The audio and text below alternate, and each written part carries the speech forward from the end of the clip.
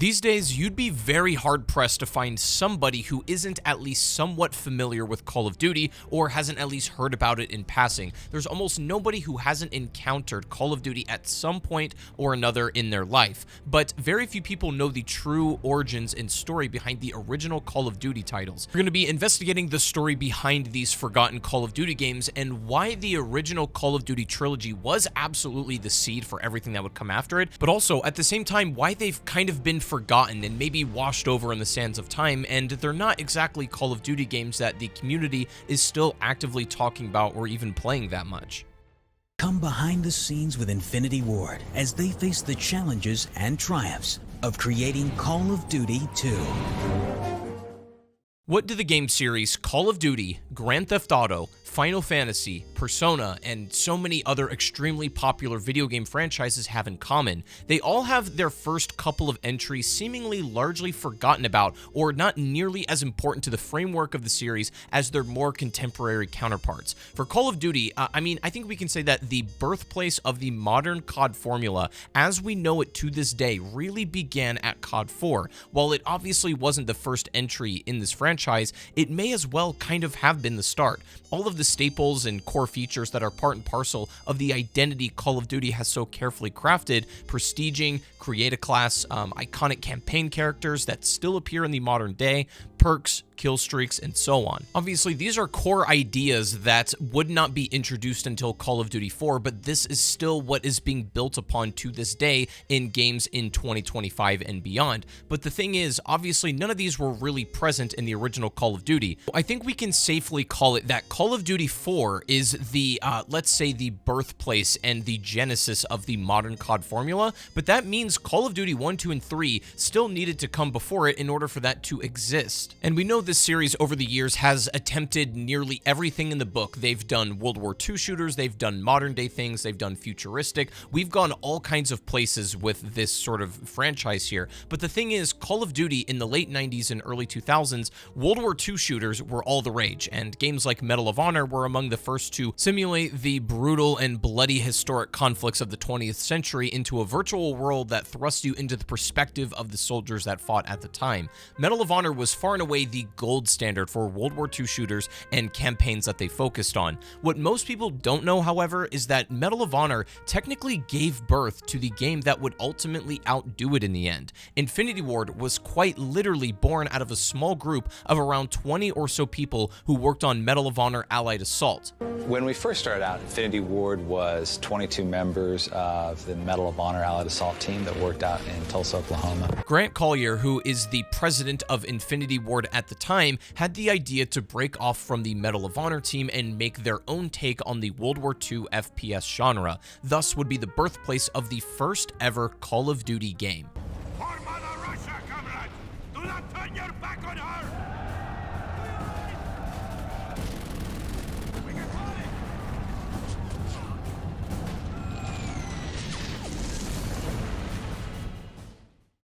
It seems crazy now to think that Call of Duty was direct competition with Medal of Honor first before it was ever rivals with Battlefield or even Halo, especially considering the recent performance of Medal of Honor games. It seems that its glory days are far behind them, and it's not exactly a competition anymore either. Part of that is the fact that Medal of Honor's identity was specifically being a World War II shooter genre, when Call of Duty, on the other hand, certainly started there for its original trilogy, but would break all of that with the release of Call of Duty 4 Modern Warfare. In the meantime, however, the very young and small studio of Infinity Ward developed the first ever Call of Duty project. It's always clear when developers from another game break off to make their own project, they tend to start by making the things they already know and are familiar with, or at least you can see the echoes from their prior project. Call of Duty was certainly no exception to that. I mean, a World War II themed FPS with all of the core mechanics intact, health packs, grenades, you name it. The big difference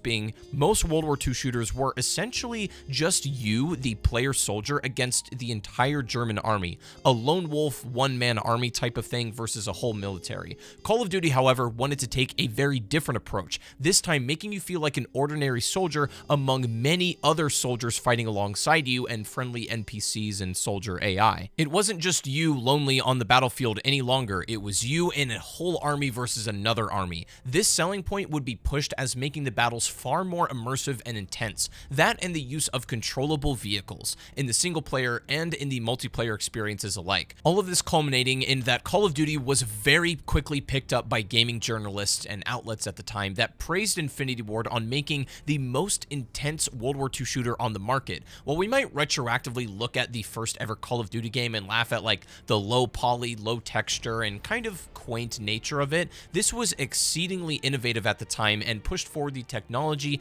that allowed these subsequent games to move forward with it. I mean, they were working on the original Call of Duty in 2002 when I would have been 4 years old. However, the other special sauce to Call of Duty compared to its counterparts at the time was the fact that the campaign would be split across 3 different perspectives. At any given time, you'd play as the American side of the campaign, featuring stuff like the Omaha invasion and many others, a British-centered campaign, and a Russian campaign as well. This not only had never been attempted at this scale before, but it also kept the game visually and thematically interesting because you were always getting to use different kinds of weaponry, go to different locations around the world, and experience some of these lesser represented conflicts firsthand in a video game. While the production value of the first Call of Duty was not incredibly impressive and nowhere even close to the level of production that more modern Call of Duty gets, you can tell that there's virtually no cutscenes or anything cinematic. In fact, there's not really a story in this campaign at all as far as an overarching narrative. I mean, kind of, but the story is the backdrop that is the real events of the Second World War. The missions just open up with a journal entry from an ordinary soldier that you happen to be playing as that's fighting the battles on either the American, British, or Russian factions. There are characters, but there's not really a plot to this game outside of the literal events of World War II. You're just a regular run-of-the-mill soldier. However, you might be surprised to know that the Captain Price first appeared in Call of Duty 1 and not COD 4, as a lot of people assume. Well, goodness me, Americans. Now, it's obviously not the same Captain Price, because if this was Captain Price from the Modern Warfare franchise, he would be on life support at this point and telling people how he remembers when they invented chocolate. I mean, look at that. He's still even got the mustache and everything. Either way, it's still cool to see a piece of COD's original history still intact to this day. Now, despite Infinity Ward's very limited manpower and budget, they managed to make a campaign that's very gameplay focused and that's still around 7 or 8 hours in length. That sounds pretty impressive when you consider that the most recent Modern Warfare 3 campaign was around 3 hours long, and where most of that runtime is just filled in with cinematic cutscenes. Now, that does mean that the missions on average do take a bit longer. It's a lot of just shooting and fighting soldiers for an extended period of time, and the original Call of Duty levels and their missions are quite linear and scripted, and progression is very straightforward. However, the most anti-Call of Duty thing that was featured in the original game was the fact that there is no regenerative healing. That actually wouldn't become a feature until Call of Duty 2. Manual health packs were the industry norm at this point, and because the small Infinity Ward team was already used to making that kind of game, it's sort of no wonder that they ended up here too for their first project. The gameplay, of course, is far more simple. I mean, even stuff like smoke grenades hadn't even been invented yet, but it was here that Call of Duty would be secretly working on the special sauce that would be its crispy and responsive feeling gunplay. And it was impressive because Call of Duty already featured a pretty robust single-player campaign, but also they would have a multiplayer function as well. Unfortunately, due to massive security risks now when playing the older Call of Duty titles on PC, the original COD's multiplayer is pretty much unplayable for the most part. I mean, even with these small client mods and launchers out there, there's a very, very small community of active players still, but you can't really safely play the original experience anymore. But the thing is, the multiplayer was not really what these games have, become in the mainstream. It was very basic, did not have any create a class function, a very limited selection of pre-made weapons and classes, and only a handful of game modes. It was quite bare bones by our standards, but quite impressive for the early 2000s. Eventually, Activision would catch wind of this little game called Call of Duty that Infinity Ward was cooking and get involved. And eventually, an expansion pack called Call of Duty United Offensive would also be developed in collaboration with Grey Matter, who previously made Return to Castle Wolfenstein. This would be an extension to the campaign, opening up more opportunities opportunities for new locations and levels and battles that were not able to be done in the first game. United Offensive had fewer but much longer missions, and I would say is a pretty big jump in quality even compared to the original missions in the base game. What's even more insane is that Call of Duty 1 actually did Omni movement before BO6. It's kind of hilarious actually, because Black Ops 6's big innovation was the fact that you can sprint now in every direction, but as far as I'm concerned, Call of Duty 1 actually did it first. However, it's interesting because they introduced sprint as a mission-specific gimmick and not a general movement mechanic as it is now, but technically it was omnidirectional before Black Ops 6 ever did it. Call of Duty in its first ever expansion pack would be a huge success, and much of that success is due to its ability to innovate and intensify the already existing World War II shooter market with its upgrades to soldier AI, realistic environments, and its approach to storytelling. The game would boast 24 unique levels across 3 different factions featured in this World War II centered experience. Pretty impressive number, with the caveat being that the levels are quite simple in nature compared to now. And while the original Call of Duty is still very rough around the edges when viewing through our more modern day lens, that didn't stop it from coming out of the gate absolutely white hot in the early 2000s. And now with the backing of Activision, the newly found Infinity Ward had to make a choice. They could rally off the success of the original Call of Duty game and try to follow up on a new one, or try a totally different project entirely. While they were grappling with this problem, a wild card would get tossed in their way, which may have made the decision up for them. Probably the biggest challenge that we had, I think maybe a month into development of that, Microsoft came to Activision and said, we want Call of Duty to be a launch title exclusive to the Xbox 360. Microsoft was really wanting to establish a strong hold on the console market in the early 2000s, and they were scooping up all kinds of IPs, most famously Halo, which had always been an Xbox exclusive. It was appearing to get the same treatment when it comes to Call of Duty. Microsoft asked for Call of Duty 2 to be a console exclusive to Xbox, meaning not only would Infinity Ward have to actually make Call of Duty 2, but would also need to design it for tech that hadn't really even been available yet. We told them it's not going to be a problem, we're going to knock it out of the park. And then we got back to our office and we're like, okay, we have to somehow plan to use a bunch of art techniques that haven't been invented yet, so let's design those in. We need to design the game for hardware that doesn't exist. We need to schedule out workflows for people who we haven't even hired yet. Call of Duty 2 would also be developed by Infinity Ward and would be built on an entirely new proprietary engine separate to what the original Call of Duty game was made on. This opened up all kinds of new possibilities for stuff that they wanted to do and directions they wanted to take the game. Most notably, the biggest improvements from Call of Duty 1 to 2 would be the fact that COD 2 now had much more open levels and was far less linear. The biggest challenge IW was facing when developing COD 2 was making more responsive, logical, and immersive AI in both the enemy and friendly soldiers. There were a lot of challenges that we encountered. Basically, we just made the level we wanted to make and played the game and watched where the AI fell down, and then had to go to the drawing board and try to figure out how to solve these problems. Among the vast swath of technical upgrades, Call of Duty would be largely structured the same as COD 1, a World War II themed shooter mostly focused on the same multi-country perspective, depicting some of the most intense and pivotal battles of World War II once again. However, it would be much more organized this time around. You could actually pick and choose and jump around campaign missions, and you would unlock different aspects as you go through it, so you kind of have a choice of how you'd want to tackle that. It's also a fairly long campaign, just like the first, and might actually be slightly longer. That's due to them being able to build bigger and better levels and add more content to the game. It's also worth noting that other spin-offs would be made around the same time, such as Call of Duty Big Red One and Finest Hour, that were console exclusive games, but for our purposes, Infinity Ward and Call of Duty 2 were driving the series forward in a direction with its refined approach to gameplay and improvements across the board.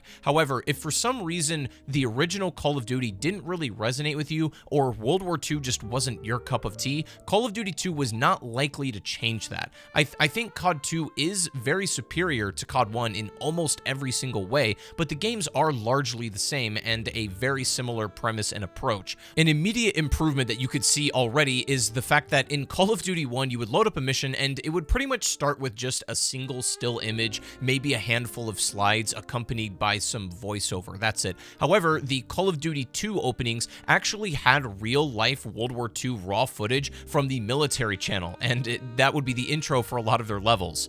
I mean, I guess if you don't want to make your own level intros, you could just borrow them. Well, goodness me, Americans. Anyways, Call of Duty 2 would famously step away from manual health packs as the primary form of player health, citing that Call of Duty's strength is the intense, non-stop action, and that health packs make these kind of weird breaks in the pacing of gameplay, so instead, they opted for a health system that recovers over time, similar to how Halo was doing overshields. Little did they know that this would set the precedent for nearly the entire gaming industry moving forward, and would become a fundamental game mechanic and identity to Call of Duty even now. They recognized that the regenerative health system kept you in the action far more often and made levels and combat flow quite nicely. Alongside the more open-ended level design, it really captured the feeling of just being a mere soldier in the middle of these massive conflicts on either side. It was a very unique experience, and at the same time, that crisp Call of Duty gunplay and control would be equally praised by its great reception to the Xbox console market. It was a good game to play on controller. The campaign featuring the same factions meant that the multiplayer would also be quite similar to Call of Duty 1, and that not a whole lot had changed other than maps, guns, and modes, but COD still hadn't introduced anything like custom classes or perks, kill streaks, or anything of the sort, so the MP is still pretty basic as far as we're concerned, but regardless, it seemed like most people still enjoyed it. Word of this game called Call of Duty was starting to spread a little bit more, and online forums were starting to pick it up, even hilariously being reviewed by the Toronto Metropolitan University. Call of Duty 2 would receive very high marks from virtually every outlet. However, comparatively, Call of Duty was still subjugated to a pretty niche community of active PC gamers and those who had just started on console with the Xbox 360. It was clear that Call of Duty would be incredibly successful and popular with the newly emerging console market, and demand would be high for a good World War II shooter that you could sit and play from the comfort of your couch. Activision noticed the gold mine they were sitting on and planned to make another Call of Duty the following year. However, there was a big problem. Infinity Ward felt like they had kind of reached the end of the road with the World War II genre creatively. Call of Duty 1 and its expansion allowed them to have a solid first strike, and Call of Duty 2 was a bit of the refinement of that vision that they were satisfied with, but they weren't really interested in doing another World War II game. Nor would it even be possible for Infinity Ward to have a brand new game ready to go in time for an annual release in 2006, thus a relatively unknown studio at the time, Treyarch, was brought on board. Award-winning developer Treyarch is already hard at work bringing the highly anticipated sequel to next-gen consoles. Now, I'm going to be honest, I think Call of Duty 3 is where things started to get a little bit weird for the trilogy, insofar as they definitely went a different direction than Infinity Ward typically would. Infinity Ward set out to spearhead a really intense interpretation on the World War II genre and bringing some top-of-the-line gameplay. And as established before, not only that, but do it in a variety of locations and countries and different factions. Treyarch, on the other hand, took a very different approach, and I generally like Treyarch as a studio, and obviously this is their first ever Call of Duty game, and Treyarch back in 2006 is quite different to the Treyarch we have now, or even a handful of years ago. This was a exceptionally different studio, and I will say I think their first Call of Duty game is definitely a little bit rough around the edges. I mean, even just starting with the cover art, this is maybe the worst Call of Duty cover. I mean, seriously, what's actually going on here? The cover's a little bit silly, but it's also like, this guy's facing the complete wrong direction. Brother, the battle is over there. This guy's like, yo, what the f you doing, man? Fun fact, when I was actually researching this video, I was looking at these interviews, and there's actually like a pre-alpha version of the original cover, and the guy's face is, it's even more silly. So, I mean, I'm glad they changed it, but yeah, I really don't like this cover, and to some degree, I think it's indicative of the rest of the game. The thing is, this focuses on one specific story, the Normandy Breakout Campaign. It's basically like the 80 days leading up to the liberation of Paris, and this is a much more character-driven story than we've ever had in Call of Duty prior. In fact, all the characters have bios, you really get this interaction between them, and the campaign overall is going for a much more cinematic approach. And And I mean, I think they pull it off to varying degrees of success. There's some really bad accents, there's some horribly awkward moments, and I mean, it's not all bad, but I think, you know, obviously this being their first attempt at a COD game and doing a more cinematic experience, they had a lot to learn from. Although I do feel like Call of Duty walked so that World at War could finally run when they got around to making that game. But that aside, Call of Duty 3 is also a bit of an anomaly because it is special. It is the only Call of Duty game ever that never got a PC port. This was only available on consoles, and there's still not a PC port even to this day. This inevitably holds it back a little bit, and I went and played Call of Duty 3 as it was, as God intended, right? I loaded up my PlayStation 3 and recorded, and I realized very quickly that the performance is just simply not even close to what Call of Duty 1 and 2 were able to get on PC eventually. So, and unfortunately, they were a year behind what was like the gold standard for what made Call of Duty special for a lot of reasons, which was the fact that it would consistently get 60 FPS even on consoles. Starting at COD 4, that was one of the best running games of all time, and perhaps COD's biggest selling point in the early days was how well it ran on these consoles, but Call of Duty 3 doesn't. It's capped at 30 and sometimes even gets very much below that. The performance is really bad on PlayStation. It is horribly optimized for the PS3. While overall the reception for Call of Duty 3 was fairly positive, it was the, I would say, first real bump in the road for COD and Activision when putting out a brand new title. Out of all of the games that have been released, including spin-offs, Call of Duty 3 at that time was probably the least well received so far. And I personally also have to say that I think Call of Duty 3 would be my least favorite of the original trilogy. I don't think the campaign is honestly excellent.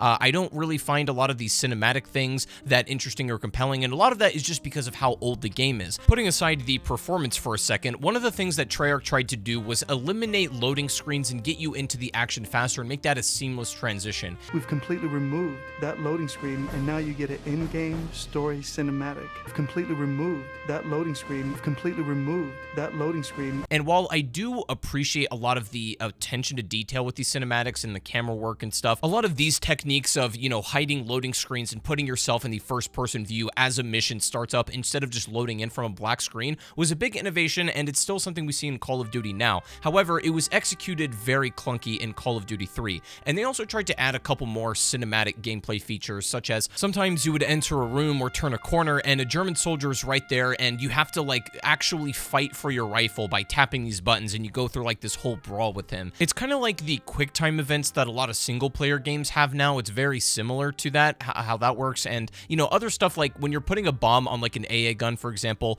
instead of just going up and pressing F or whatever, you actually like do an animation, have to press a certain combination of buttons or use your stick in a kind of way to make it happen. So they're trying to get you a little bit more involved with the actual actions taking place in the game, and those were, you know, neat ideas. I think my biggest problem with this campaign as well is because it's so focused on one specific area, the campaign starts to feel really repetitive and not visually interesting at all. Like every single mission damn near looks exactly the same, and it can get a little stale after a bit. And as I said before, just because these games are old doesn't mean the campaigns were short at all. This is probably one of the longer ones in Call of Duty's history period. Treyarch also did attempt to add destructible environments to further add to the immersion and storytelling of Call of Duty 3, especially given it's a more cinematic experience. You'd want your environments to be more immersive and destructive. However, they weren't nearly as destructive as they wanted, I think, and they were just extremely inconsistent. You'd be in a tank and simply like unable to blow up anything, which is, you know, kind of the point of a tank. And also, you know, as much as they wanted to have these cutscenes get rid of loading screens, that's not entirely true. There are still loading screens, and they are there. Now, interestingly, just like the other Call of Duty games, 3 would feature its own multiplayer experience, but as stated before, it was very simple and basic. But they tried to go for a more like role-based approach, where you had kind of different classes, like a rifleman or a medic or a support gunner, stuff like that. Also, you could sprint in the multiplayer portion of the game, but not in campaign. Anything in the single player, you actually can't sprint, so that's kind of silly. I think Call of Duty 3 just needed to overcome a lot of the same growing pains that Infinity Ward had to face with their original game, and I can really appreciate Treyarch taking a more focused and personal and cinematic approach to the single player, but at the same time, I mean, not including the spin-offs, this would also be the 3rd Call of Duty World War II game in a row, and it's possible that, you know, part of its slightly lower than average reception was maybe due to the fact that just perhaps World War II games were starting to get a bit stale. Now, even if that were true, that wouldn't stop them from doing yet another World War II themed game, even on their next title. But World at War is not a traditional game for a lot of reasons, which you can check out by watching this video if you want. But COD 3 sits in this kind of weird and ambiguous space, where it's using a few of the characters and the world of COD 1 and 2, but it's pretty much completely separate from anything that they would establish in their, iconic World at War and Black Ops eventual timeline and universes. I would say a few of the best innovations to come out of Call of Duty 3 is not exactly the cinematic campaign necessarily. I think it's how they handled vehicles and introduced that technology, which in a lot of ways really paved the way for how vehicles work in Call of Duty, like even now. And I think that they were able to kind of take the lessons they learned from COD 3 and very much expand on that in World at War, which unfortunately would be the last Call of Duty game in a long time to feature any vehicles in the multiplayer period. And even though I personally feel like Call of Duty 3 was a little bit of a step back in terms of quality, I think it was a good idea in the moment to go ahead and push another game with a different studio. It would be precisely this action of Activision bringing in Treyarch into the fold to develop Call of Duty games that would allow for what was the original 2-year dev cycle with Infinity Ward and Treyarch switching off year to year, because Infinity Ward would completely change history with their next title. And it's probably a good thing too, because Call of Duty 3, again, while it was still successful, didn't have nearly the effect that Call of Duty 1 and 2 did. And I feel like it's appropriate to divide Call of Duty into 3 distinct eras. We have the original era of Call of Duty, which is, COD 1 all the way up to COD 3, including all of these spin-offs and sequels and stuff like that. And then we're going to start with what is the classic era, the birthplace of COD 4, which then became the beginnings and the genesis of every Call of Duty after that. And I would say that ends around Black Ops 4, and then Modern Warfare 2019 and then on was a reboot for the series and franchise in general, and this is what I'm going to call the modern Call of Duty era. As of right now, I think it's not impossible, but it's pretty rare to find somebody who's been a fan of Call of Duty and is still actively playing that was already actively playing all the way back at the beginning of the original era. Like I said, that game came out or was being worked on when I was 4 years old. Let's say there was a random 35-year-old PC gamer all the way back in the day that played the original Call of Duty 1.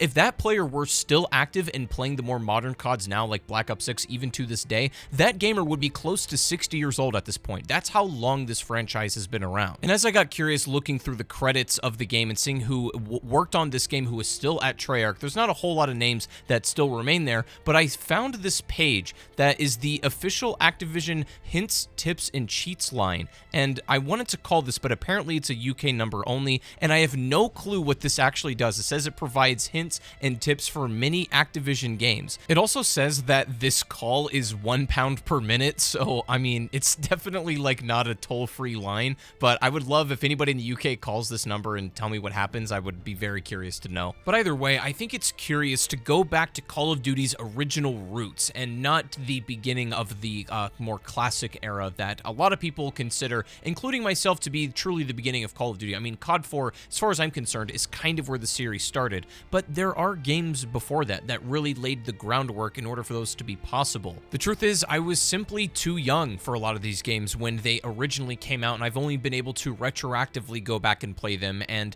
discover Call of Duty back through its roots once more. Again, the vast majority of Call of Duty fans now did not ever start with or possibly even play these games at all. People who were active PC gamers at the time, a lot of them have probably simply stopped playing video games or play other stuff and maybe aren't active Call of Duty players to this day. However, it is true that without these games and without the challenges that Activision and Infinity Ward and Treyarch faced when developing the original trilogy, all of the ones that we have now that we consider the classics and who are some of our favorite would never exist if it wasn't for these.